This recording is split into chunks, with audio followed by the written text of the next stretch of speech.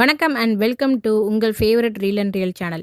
தமிழ் திரை உலகில் அசைக்க முடியாத தூணாக விளங்கிய ஏவிஎம் நிறுவனத்தின் உரிமையாளரான ஏவிஎம் சரவணன் அவர்கள் தன்னுடைய 86 வயதில் வயது மூப்பு காரணமாக டிசம்பர் 4ஆம் தேதி இறந்து விட்டார். அவர் இந்த உலகத்தை விட்டு நீங்கினாலும் நம்மளுடைய மனதை விட்டு நீங்க மாட்டார். எப்போவுமே நீங்க இடம் பிடிச்சிருப்பாருங்க. இந்த வீடியோவில் அவரை பற்றியும் அவருடைய வரலாற்றை பற்றியும், அது மட்டும் இல்லாமல் அவருடைய அப்பா காலத்துக்கு அப்புறம் எப்படி ஏவிஎம் நிறுவனத்தை வந்து டேக் ஓவர் பண்ணார், எத்தனை நடிகர்களை வந்து நம்ம திரையுலகிற்கு இன்ட்ரடியூஸ் பண்ணி வச்சாரு, எத்தனை படங்களை தயாரிச்சிருக்காரு அப்படின்றதெல்லாம் நம்ம ஒவ்வொன்றா பார்ப்போம். அவருடைய சாதனைகளை பற்றியும் பார்ப்போம். இந்த வீடியோவை வந்து ஸ்கிப் பண்ணாமல் பாருங்கள். அப்புறம் நம்மளோட சேனலை சப்ஸ்கிரைப் பண்ணலன்னா சப்ஸ்கிரைப் பண்ணி வச்சுக்கோங்க. கூடவே இருக்கும் பெல் ஐக்கனை வந்து கிளிக் பண்ணி வச்சுக்கோங்க. ஃபஸ்ட்டு இந்த ஏவிஎம் நிறுவனம் வந்து எப்படி உருவாச்சு, யாரால் உருவாக்கப்பட்டது அப்படின்றதெல்லாம் நம்ம பார்ப்போம். ஏவிஎம் சரவணன் அவங்களோட அப்பா ஏவி மெய்யப்பன் செட்டியார். அவருடைய காலகட்டத்தில் தான் வந்து ஏவிஎம் நிறுவனம் வந்து உருவாக்குனாரு. இதோடைய செங்கல் அடிக்கல் நாட்டப்பட்டது எங்கே அப்படின்னா காரைக்குடியில் இருக்கிற ஏவி அன்சன் அந்த நிறுவனத்தில் தான் வந்து முதலாக ஸ்டார்ட் பண்ணியிருக்காங்க அவங்களோட பயணத்தை. அந்த நிறுவனத்தில் என்னென்னலாம் விற்பாங்க அப்படின்னா அன்றாட தேவையான மளிகை ஜாமான், எழுதும் பொருள், அந்த மாதிரி நிறைய பொருட்களை வந்து அங்கே விற்றுக்கிட்டு இருந்தாங்க. அந்த காலத்துலலாம் கிராமஃபோன் அப்படின்னு நம்ம சாங்ஸ் கேட்குறதுக்கெலாம் வந்து மக்கள் யூஸ் பண்ணியிருப்பாங்க. அது ரொம்ப பீக்கில் இருந்த காலகட்டம். ஸோ அதை வந்து நிறைய மக்கள் யூஸ் பண்ணுறாங்க அப்படின்றத நம்ம ஏவி மெய்யப்பன் செட்டியார் வந்து கவனிச்சாரு. இங்கே தாங்க இவரோட பயணம் வந்து ஸ்டார்ட் ஆகுது. இங்கே தான் ஏவிஎம் நிறுவனம் அப்படின்ற சாம்ராஜ்யம் வந்து தொடங்குது. அதாவது அந்த டைம்லலாம் ரேடியோ அப்படி தான் வந்துட்டு சாங்ஸ் கேட்கறதுக்கெலாம் முக்கியத்துவமாக இருந்துச்சு. அதுக்கப்புறம் வந்து கிராமஃபோன்ஸ் வந்து நிறைய வீடுகளில் வந்து சாங்ஸ் கேட்க வந்து யூஸ் பண்ணுறாங்க அப்படின்னு சொல்லிட்டு நம்ம ஏவி மெய்யப்பன் செட்டியார் வந்து அதை கவனிக்கிறாரு. ஸோ இதுக்காக HMV, கொலம்பியா அந்த மாதிரி நிறுவனத்தோடலாம் அக்ரிமெண்ட் போட்டு அதுக்கப்புறம் இவர் வந்து திருச்சி, மதுரை, ராமநாதபுரம், நெல்லை இந்த மாதிரி நிறைய டிஸ்ட்ரிக்டில் வந்துட்டு கிராமஃபோனை வந்து பரப்புறாரு. அது மட்டும் இல்லாமல் இசைத்தட்டுகளை வந்து அமைத்து அவர் வந்து பரப்பிட்டு இருக்காரு. இசைத்தட்டு மியூசிக் டெஸ்க் அதை ஸ்டார்ட் பண்ண பெருமையை வந்து இவருக்கு தான் சாரும். ஸோ இது நிறைய பேர் வந்து வாங்குறாங்க அப்படின்னு தெரிஞ்சுக்கிட்டு இதை வந்து எல்லா இடத்துக்கும் அவர் வந்து பரப்புறாரு. அது மட்டும் இல்லாமல் நிறைய சாங்ஸ்களை வந்து அதில் அமைச்சு எல்லா மக்களுக்கும் பிடிச்ச விதமாக அவர் வந்து எல்லாருக்கும் எடுத்துகிட்டு போகிறாரு. ஃபஸ்ட்டு கிளாசிக்கல் மியூசிக் கொண்டு வந்தவரும் இவர் தான். இதை ஃபஸ்ட்டு ஸ்டார்ட் பண்ணாரு அப்படின்ற பெருமையை இவர் தான் சாரும். அது மட்டும் இல்லாமல் இந்த மியூசிக் எல்லாத்தையுமே வந்து நாடக வடிவில் நம்ம மக்களுக்கு கொடுக்கணும் அப்படின்னு நினச்சிட்டு அவர் ட்ராமா செட் அப்படின்றத ஒன்று உருவாக்குறாரு. அந்த டைமில் தான் அவருக்கு வந்து சினிமா மேலே ஆசை வந்து 1934 1934 அந்த டைமில் அவர் சென்னை அண்ணா நகரில் வந்துட்டு ஒரு நிறுவனம் வந்து ஸ்டார்ட் பண்ணுறாரு. அந்த நிறுவனத்தின் பெயர் சரஸ்வதி சவுண்ட்ஸ் ப்ரொடக்ஷன் அப்படின்ற ஒரு பேரில் வந்து ஸ்டார்ட் பண்ணுறாரு முதலாக. இங்கே தான் வந்து அவருடைய மூவி மேலே உள்ள இன்ட்ரெஸ்ட்டை வந்து வெளிப்படுத்துகிறாரு.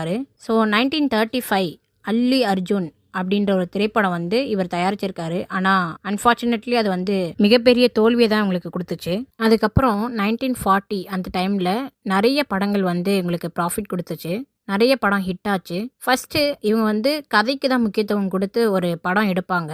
அதுக்கப்புறம் 1959 அந்த டைமில் மாமியாரை மெஞ்சின மருமகள் அப்படின்ற ஒரு திரைப்படம் வந்து இவங்களோட தயாரிப்பில் வெளிவந்துச்சு. அந்த டைமில் தான் ஏவிஎம் சரவணன் அவங்க வந்துட்டு தன்னுடைய அப்பாவுக்கு ஹெல்ப்பாக இருந்தார், ஆலோசனையும் கொடுத்தாரு. ஃபஸ்ட்டு இந்த படத்தில் தான் அவங்க வந்து தயாரிப்பாளராக வந்து ஒர்க் பண்ணார். அதுக்கப்புறம் நம்மளுடைய நடிகர் திலகம் சிவாஜி கணேசன் அவங்களோட நடிப்பில் வந்துட்டு உயர்ந்த உள்ளம் அப்படின்ற ஒரு படம் இவங்க தான் தயாரிச்சாங்க. அது மாபெரும் வெற்றியை கொடுத்துச்சுங்க. அதுக்கப்புறம் தான் நம்ம சிவாஜி கணேசனுக்கும் ஏவிஎம் நிறுவனத்துக்கும் ஒரு மனக்கசப்பு இருந்துச்சு. அதை முற்றிலுமாக நீக்கியது இந்த படம் மூலியமாக தான். அப்புறம் இந்த நிறுவனம் வந்து வளர்ந்து வரும் நடிகர்களுக்கு மிகப்பெரிய முக்கியத்துவம் கொடுத்தது அப்படின்னே சொல்லலாம். இந்த நிறுவனம் கதைக்கு மட்டும்தான் முக்கியத்துவம் கொடுத்து நிறைய படத்தை எடுத்துக்கிட்டு இருந்துச்சு. ஃபர்ஸ்ட் ஆக்டருக்காக தயாரிக்கப்பட்டது தான் அன்பேவா படம். இது ஃபர்ஸ்ட் வந்து ஜெய்சங்கர் அவங்களுக்காக தான் இந்த கதை வந்து எழுதப்பட்டுச்சு. ஆனால் நம்ம சரவணன் வந்து அவங்க அப்பாவுக்கு ஆலோசனை கொடுத்து எம்ஜிஆரை வந்து இந்த படத்தில் நடிக்க வைக்கலாம் அப்படின்னு சொன்னார். ஸோ எம்ஜிஆர் வந்து இந்த படத்தில் நடித்தார். இந்த படத்தோட டைரக்டர் திருலோகச்சந்திரன். ஃபஸ்ட்டு தமிழில் ஈஸ்ட்மென் கலர் அந்த கலரில் எடுக்கப்பட்ட படம் இது. இந்த படத்துக்கு அப்புறம் தான் ஆக்டர்ஸ்க்கு முக்கியத்துவம் கொடுத்து படங்களை எடுக்கணும் அப்படின்ற முடிவை வந்து இவங்க எடுத்தாங்க. இந்த படம் மாபெரும் வெற்றியை வந்து இவங்களுக்கு பெற்றுக் கொடுத்தது. இந்த படத்துக்கு அப்புறம் அவங்களுக்கு ஒரு புது யுகத்தை வந்து உருவாக்கி கொடுத்துச்சுன்னே சொல்லலாங்க. ஆக்டருக்கு முக்கியத்துவம் கொடுக்கறதுக்கு முன்னாடி 1947 அந்த டைம்லேயே வந்துட்டு எம்ஜிஆர் வந்து இன்ட்ரடியூஸ் ஆகிக்கிட்டாரு. ஆனால் ஏவிஎம் நிறுவனம் வந்து அவரை வச்சு எந்த படமும் எடுக்கலை. 1966 வரையும். ஏன்னா ஃபர்ஸ்ட் கதை தான் முக்கியம், அதுக்கப்புறம் தான் ஆக்டர் அப்படின்ற ஒரு முடிவுலே இருந்தாங்க. ஏவிஎம் சரவணன் அவருடைய ஆலோசனைக்கு அப்புறம் தான் ஆக்டருக்கு முக்கியத்துவம் கொடுக்கணும் அப்படின்ற முடிவுக்கு இவங்க வந்தாங்க. அதுக்கப்புறம் அவங்க அப்பா இறந்துட்டாங்க. அவரோட மறைவுக்கு பிறகு நம்ம சரவணன் தான் ஏவிஎம் நிறுவனத்தை வந்து டேக் ஓவர் பண்ணாரு. ஸோ அவர் அப்பாவோட கடைசி ஆசையான முரட்டுக்காலை அந்த படத்தை எப்படியாவது எடுத்து முடிக்கணும், தயாரிக்கணும் அப்படின்னு நினைச்சு நம்ம சூப்பர் ஸ்டார் ரஜினிகாந்த் அந்த முரட்டுக்காலை படத்துல வந்து நடிக்க வச்சாரு. இது மாபெரும் வெற்றியை வந்து இந்த ஏவிஎம் நிறுவனத்துக்கு கொடுத்துச்சுன்றதே சொல்லலாம். அதுக்கப்புறம் அரசியல் தலைவரான அண்ணா, கருணாநிதி, மு.க. ஸ்டாலின், எம்ஜிஆர், ஜெயலலிதா அவர்கள் இவங்க எல்லாருமே நம்ம ஏவிஎம் நிறுவனத்துல வந்து நடிகர்களாக நடித்தவர்கள். அதுக்கப்புறம் புதுமை பெண் அப்படின்ற ஒரு படம் எடுத்தாங்க. அது மிகப்பெரிய தோல்வி அடைஞ்சிருச்சு. அதுக்கப்புறம் தாங்க 2007 அந்த டைம்ல சிவாஜி அப்படின்னு நம்ம சூப்பர் ஸ்டார் ரஜினிகாந்த் நடிப்புல வந்து வெளிவந்தது. 60 கோடிக்கு செலவு பண்ணி இந்த படத்தை எடுத்திருக்காங்க. ஆனா ஃபர்ஸ்ட் திரையரங்குகள்ல வந்து 100 கோடியை பெற்று கொடுத்தது இந்த படம் தான். இதுதான் ஏவிஎம் நிறுவனத்தை வந்து உயர்த்துச்சுன்னே சொல்லலாம். இந்த படத்தையும் தாண்டி நிறைய படங்களை வந்து அவங்க தயாரிச்சிருக்காங்க. சம்சாராந்த மின்சாரம், முந்தானை முடிச்சு, எஜமான், மின்சார கனவு, திருப்பதி, பேரழகன், அயன், இந்த மாதிரி நிறைய படங்களை வந்து தயாரிச்சிருக்காங்க. அதுக்கப்புறம் நம்ம ஏவிஎம் சரவணன் அவங்கள பத்தி பார்க்கணும் அப்படின்னா, இவர் நிறைய பேருக்கு உதவி செய்வார். அவருடைய அப்பா குணம் அப்படியே இவருக்கு வந்திருக்கு. அது மட்டும் இல்லாமல் தன் கூட ஒர்க் பண்ணுற எல்லார்கிட்டையும் மரியாதையாக பேசுவார், மரியாதையாக நடத்துவார்.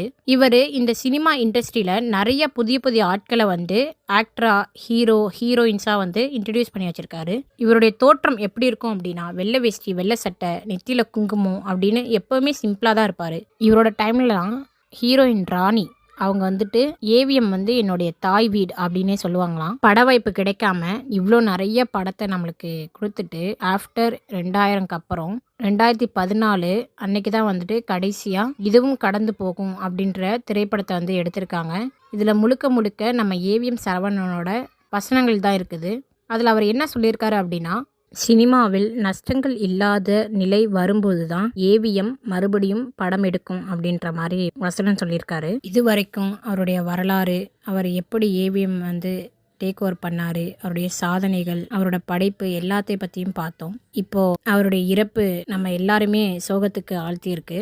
அவர் இறக்கிறதுக்கு முன்னாடி டிசம்பர் 3 அன்னைக்கு வந்துட்டு அவரோட பர்த்டே வந்து நல்லா செலிப்ரேட் பண்ணியிருக்காரு, எல்லார் கூடவும் சேர்ந்து, ஃபேமிலி கூடவும் சேர்ந்து. அன்ஃபார்ச்சுனேட்லி டிசம்பர் 4 அன்னைக்கு அவர் இறந்துட்டார். அவரோட உடல் வந்து வடபழனியில் இருக்க ஏவிஎம் நிறுவனத்தில் வந்துட்டு வைக்கப்பட்டிருக்கு மக்கள் முன்னாடி. அங்கு நம்ம முதலமைச்சர் மு.க. ஸ்டாலின் அவர்கள், அது மட்டும் இல்லாமல் நம்ம சூப்பர் ஸ்டார் ரஜினிகாந்த், சிவகுமார், சூர்யா, இது மாதிரி நிறைய ஆக்டர்ஸ்க்கெலாம் வந்து அவங்களுக்கு அஞ்சலி செலுத்துகிறாங்க. அஞ்சலி செலுத்தும் அந்த இடத்துல வந்துட்டு நம்ம சூப்பர் ஸ்டார் ரஜினிகாந்த் என்ன சொல்கிறாரு அப்படின்னா, என்னுடைய கஷ்ட காலத்துலலாம் உதவியர் இவர் மட்டும்தான் அப்படின்னு சொல்கிறாரு. நம்மளும் அவங்கள போல அவருக்காகவும் அவருடைய ஃபேமிலிக்காகவும் அவருடைய ஆத்மா சாந்தி அடையணும் அப்படின்னு நம்ம காட் கிட்ட ப்ரே பண்ணிக்கலாம். இது மாதிரி நிறைய விஷயங்களை தெரிஞ்சுக்க நம்மளுடைய வீடியோவை லைக் பண்ணுங்கள், உங்கள் ஃப்ரெண்ட்ஸ் அண்ட் ஃபேமிலிக்கு ஷேர் பண்ணுங்கள், ரீல் அண்ட் ரியல் சேனலை சப்ஸ்கிரைப் பண்ணுங்கள், கூடவே பெல் ஐக்கானையும் கிளிக் பண்ணுங்கள்.